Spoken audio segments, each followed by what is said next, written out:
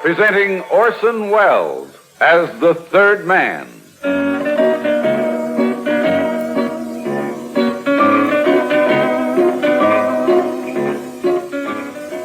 The Lives of Harry Lime. The fabulous stories of the immortal character originally created in the motion picture The Third Man, with zither music by Anton Karas.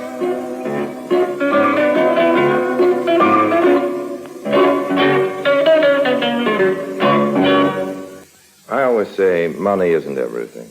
That's what I say. I mean it, too. In fact, I've always considered it a generous basis for a deal. I take the money and you take the rest. What's that? You don't agree? Well, listen to this story. It all began on a boat. And there was a girl involved. Surprised? My doctor always tells me there's nothing like a quiet sea voyage to put you on your feet. Well, my experience is just the reverse. Besides, the sea always makes me sick.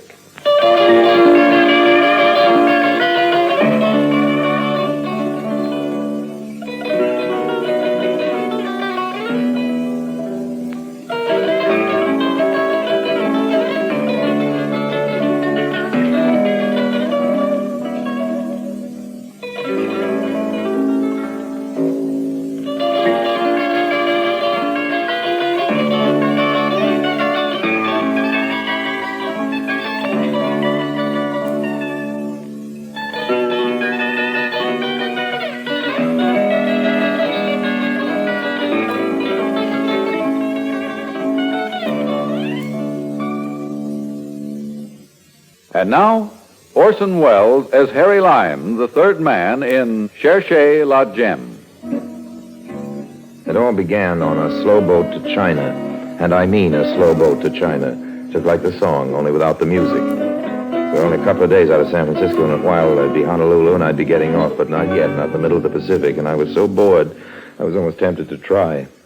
That's how come I paid so much attention to that couple. They're just another married couple. He wasn't much, face very pale, that's about all you could remember, but his young wife had a very attractive manner among her other assets. We caught each other's eye once or twice, which didn't seem to bother her much, except in a nice way, and we got acquainted the next night. They were always quarreling, the couple, this cute little thing, and Mr. Paleface. I don't know why. Whenever I saw them, they were in the midst of some kind of squabble, and now at the ship's bar, Mr. Paleface, darn fool that he was, picked himself up and walked off, leaving her there. And you've got to say one thing for me. I let him get out the door. Then I counted a fast 3 and strolled over to her table. May I join you? I wish you would. What are you drinking? Rye and water. Waiter. Yes, sir? Rye and water and a scotch. Yes, sir. At last. At last, what? What? Foolish girl. We meet. It's only a day and a half that you've been giving me the once-over. Not so lightly. Well, we've wasted a day and a half of our lives. You say the right things, Mr. Let's just get acquainted. Names can come later. You know what? What? You say the right things. You said that before. It's worth repeating. Her name, as a matter of fact, and just to keep the record straight, was Anne. Anne Brissy, I think it was. She was blonde. Kind that likes to drink. I didn't discourage her. By the time we got up on the boat deck, Annie was beginning to feel the motion of the ship. Harry. How you feeling? Kiss me. You're feeling fine. Oh, Harry. That was dreamy. You better just keep holding on, honey. It's all right with me, dream man. Harry. Mm-hmm. Got something to confess to you. Bet I can guess what it is. You're not married to that guy you were fighting with. Oh, no. I'm married to him, all right. You wouldn't think so, but... No. I wanted to confess something else. I've had too much to drink, Harry. How about you? Oh, I've had too much of that moon. What do you mean? Look, a few more days it'll be full, and then I don't know what'll happen to me. I just hope I'm around when it does, Harry. My, you're romantic. Occasionally, honey, occasionally. When I have the time. Say, what made you think I wasn't married? Stupidity, huh? I saw you quarreling all over the boat. Should have known you were. Yeah. You'd think that after a guy spends 5 years in jail... In jail? Yes. Guess I shouldn't have told you that, should I, Harry? I wouldn't, except I had too much. Forget it, honey. So will I. We're friends, aren't we? And that moon's nudging me again. Oh, Harry, I love your kisses. Don't tell me your troubles, Annie. Let's just be friends, If you're a friend, you should want to listen to me. You've got a point. Why shouldn't I tell you? Oh, nice. Joe just got out. And we're heading for Honolulu to try to find his old pal, Ed Jameson. They pulled a job together. Joe was caught, but Jameson got away with $75,000 in jewels. That's very interesting. Keep it to yourself, Harry. Oh, sure. Joe's very suspicious, and he can be mean. My middle name is Mum. Joe will find him. He had him traced to Honolulu. Jameson was always a sucker for warm weather. 5 years is a long time. Jameson must have cashed in those jewels by now. They're still hot. And Jameson is a very cautious character. Want to see a picture of him? Of who? Ed Jameson. Sure. Open my purse. Well, I not only looked at the picture of Ed Jameson, I also transferred it from her purse to my pocket. She's probably frightened because of what she'd spilled and didn't want to bump into me, so I didn't see her for the rest of the trip, but I'll tell you the truth, I didn't much care. I wasn't bored anymore. I had an interest in life.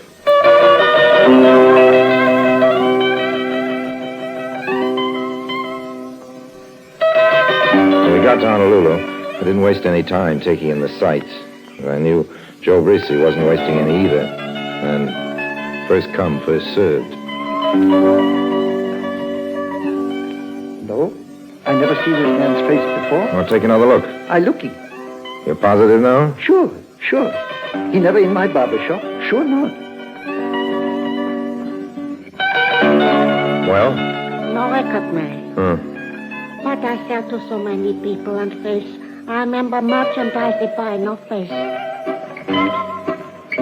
I checked with I don't know how many people and places, but Ed Jameson didn't get around much, apparently. I was beginning to wonder if this wasn't a wild goose chase. The fifth night of my search, I was resting my tired legs in my hotel room and thinking despondently of $75,000 worth of jewels when...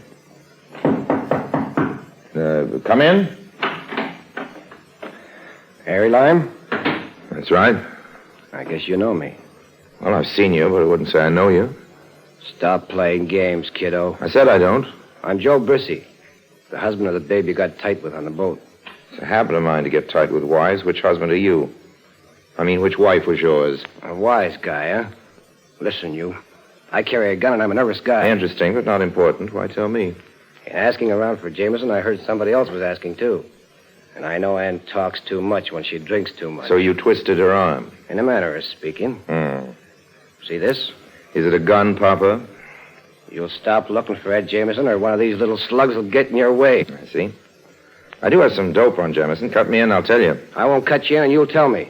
Only if you cut me in. Oh, boy. There's a silencer on this gun, Lime. And I'm counting till 3. 1, 2... You really would shoot me. Okay, old man. Yesterday, he was seen surfboard riding in front of the Royal Hawaiian Hotel. You lied through your teeth, kiddo. Jameson has a bad ticker. He can no more ride a surfboat than you can pull a fast one on me. Now listen here, Mr. Lime. Remember what I said. Lay off or you'll be a man with a bullet hole through his head.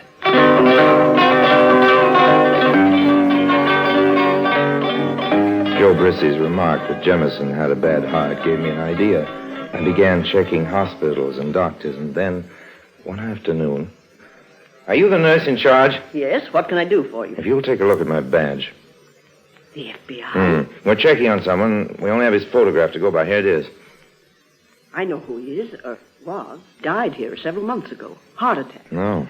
He left a wife and stepdaughter. Do you know where they live? Yes, or at least we probably have a record of their address. They run a rooming house on King Street. If you'll wait a moment, I'll get it for you.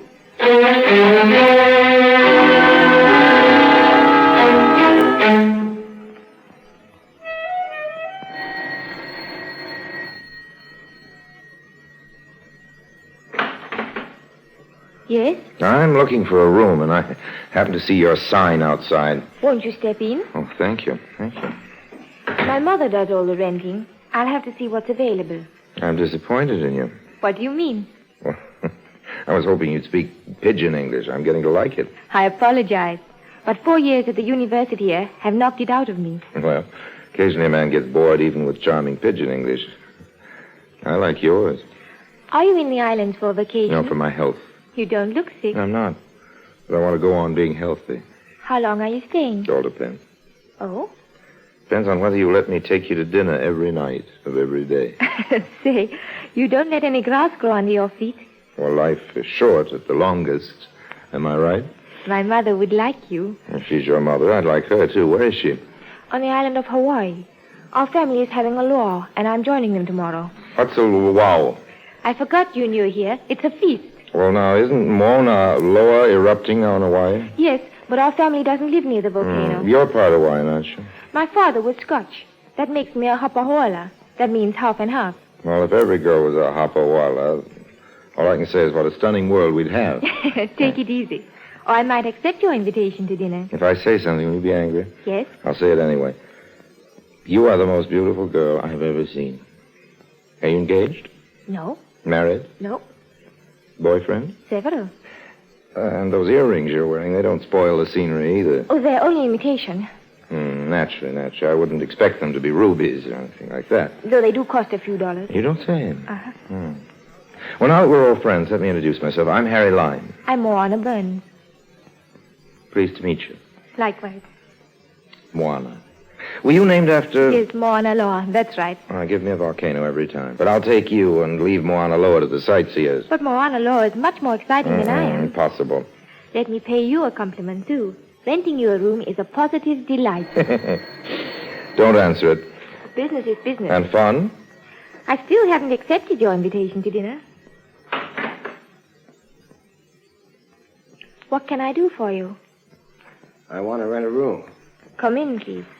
Sure. If you two gentlemen will just wait here, I'll go upstairs and see what we have. You didn't take my warning seriously, did you, kiddo? Can't a man look for a room? When he's living in a hotel? Too expensive. Funny that you should just happen to pick the family Jameson was married to. I see you have all the information. All of it, kiddo. And now here's where your information won't do you a bit of good. I'd put that gun away if I were you, Mr. Brissy. But you ain't me, Mr. Lime. That girl's had a good look at you. I'll take care of her. In the meantime, so long. Forever, kiddo. This is a rooming house. People are around. I don't hear them. They won't hear me. As I once told you, there's a silencer on this gun. Let go! Why, you outcast! What's going on here? What are you doing with that gun, Mr. Lime? It happens to be his. I just removed it from him against his will. Get up, Mr. Brissy. What happened? Well, as soon as you left, this character began mumbling to himself. Before I knew it, he'd whipped out this gun, put it to his head. Mister, what do you want to commit suicide for? You're a fool. Don't you know there's as much to worry about down there as up here? Now beat it before I call the cops. Next time you think you have trouble, ask the first person you meet about theirs. Poor chap. What's the matter, Moana? Oh, I don't know. Just seen that gun and... Oh, he'll be all right. Tell you what, let's have lunch together, too. I'm starved. All right. Is there room for me? I want to wash up. Room 210, upstairs to the left. How much? $2 a day. Make it 3. I'm happy. 2. But I'll order an extra dessert. Fair enough. And, Moana. Yes? Get that look of fear out of your eyes. It's all over now. Besides, I like my girls to look happy.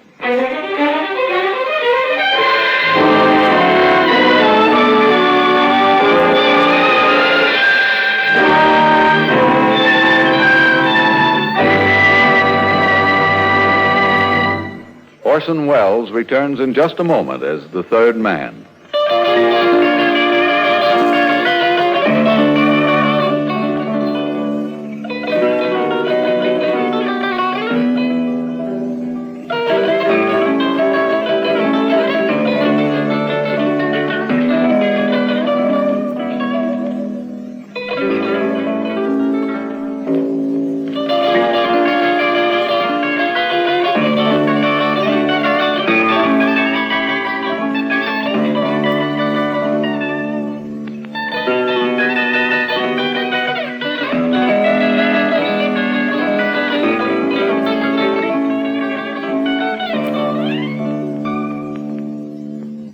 And now Orson Welles, as the third man, continues with Cherchez la Gemme.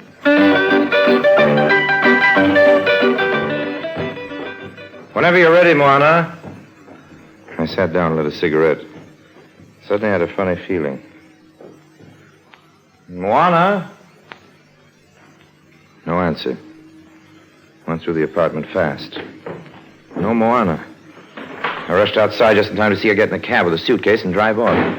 She probably suspected something, but as long as she had what I was sure was in her grip, I didn't care. As luck would have it, there wasn't a cab around, but finally... Hey, taxi!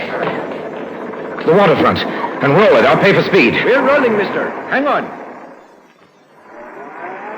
Is there a boat leaving for Hawaii? The Flying Fish. But I don't think you'll catch him. I think he gone already. Maybe not, though. When's the next boat? Tomorrow. When we pulled up to the pier, the Flying Fish was 100 yards away and picking up steam. I could swim, but not that fast. You just miss him. A boat is a her. You want to go to Hawaii, eh? That's the general idea. Uh-huh. Your cab doesn't ride on water, does it? Airplane goes there soon. Okay, Buster. To the airport.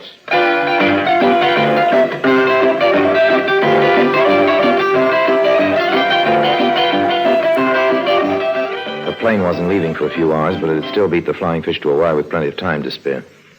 I spent the afternoon being careful and staying out of sight. Didn't want to tangle with Joe Brissy again.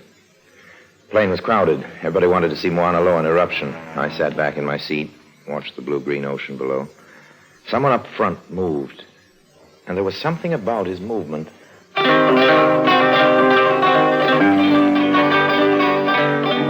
Yes, it was Joe Brissy. He pretended to be asleep. And I knew then that this character would have to be taken care of.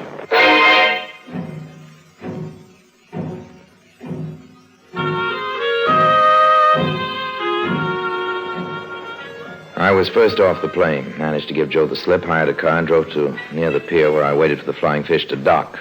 Sure enough, Moana was on it. She was met by a handsome Hawaiian woman, probably her mother.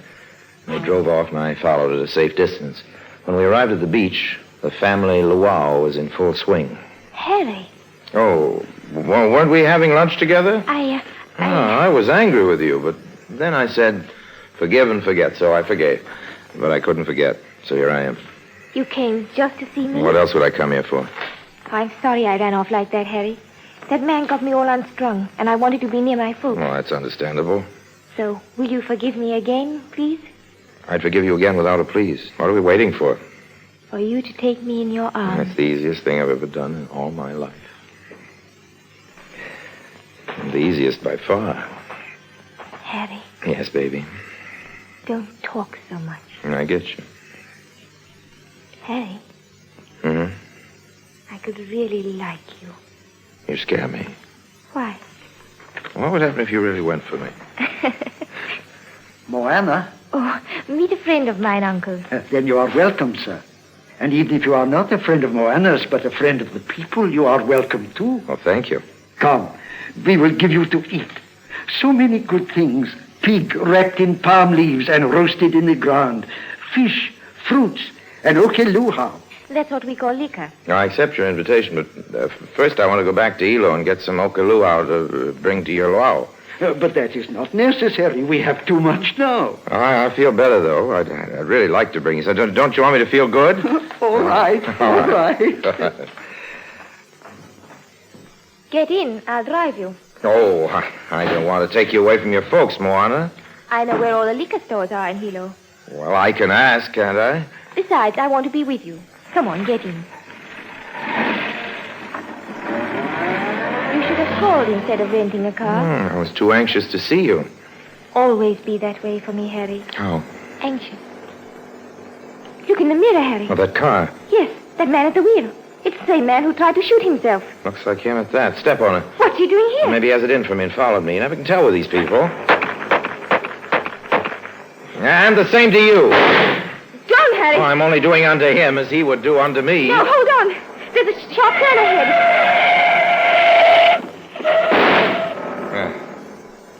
He won't be following us anymore. Flat tire. I think we should report him. Tomorrow. Tonight, let's enjoy ourselves.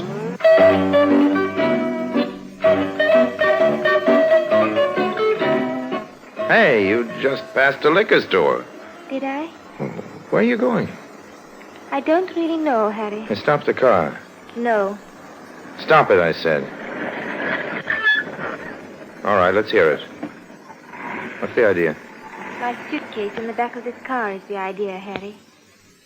Oh. So you saw me put it there? Yes. And the man who followed us. He was after the same thing. When you both fought in my house, I didn't believe your story. Why not? It was a good story. You said you were a tourist.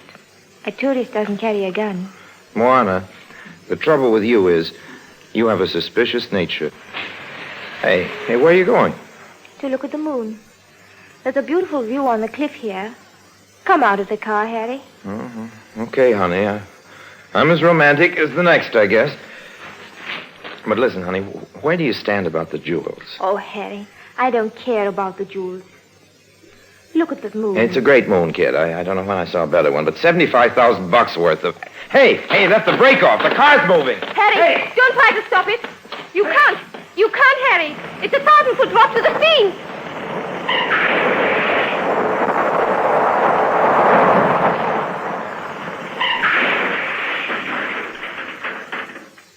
Phew. That was a close one. I almost went over with it. But you managed to save... I managed to save this. At the risk of my life, I grabbed at the back seat, and this is what I came up with. A half bottle of scotch.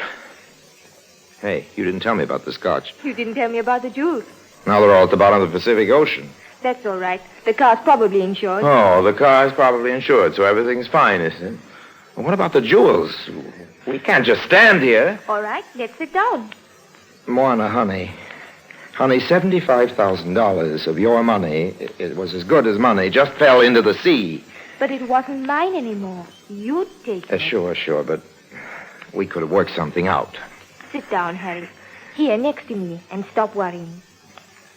The trouble with you is you haven't been long enough on these islands. What happens if I stay? See the path of the moon, Harry, sparkling on the water? Those are the real jewels. A lot more real than those other things. You know what I think? I think you slipped that brake intentionally. I think you're just crazy enough to do it. I hated them. Really, I did. My stepfather only told my mother about them the day before he died. And then we would have turned them in, except that we were afraid. We didn't know what to do. We didn't want to bring shame on his head. He had been good to us. Well, your stepfather was a crook, honey. Not in his heart. In his heart, he was a good man. Like you. Oh, Harry, I wanted us to go on liking each other. That's why I let the car slide off the cliff. Honey, $75,000 wouldn't make me like you any less. But you... Okay.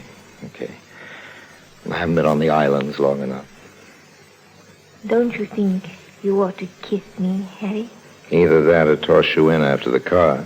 Oh, Harry. I'll settle for the kiss. But first, give me some of that scotch. I need it. To give you courage to kiss me? No, to cheer me up after the shock of losing all that dough. Harry, look at the moon. Look at me. We're the real things, not money. Money can't buy you health or happiness. No, but I like to have it around so I can choose the type of misery that's most agreeable to me. Okay, Moana, I know. I know when I'm licked.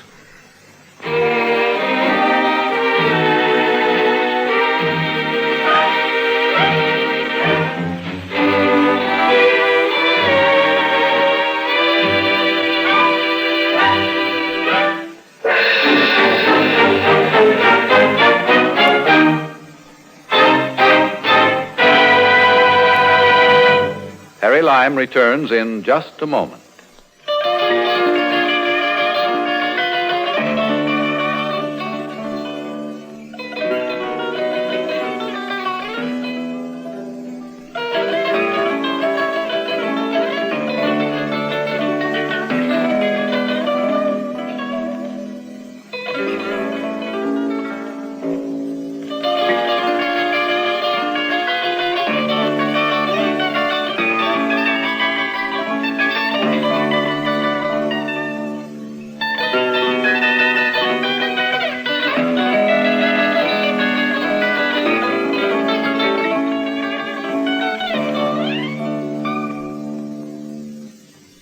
And now, Harry Lime.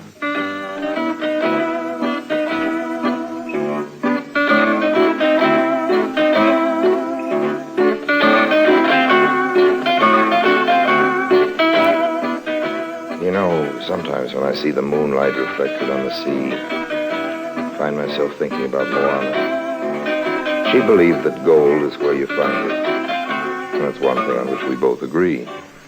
The only difference is that I've made a career out of looking for it in the most unlikely places.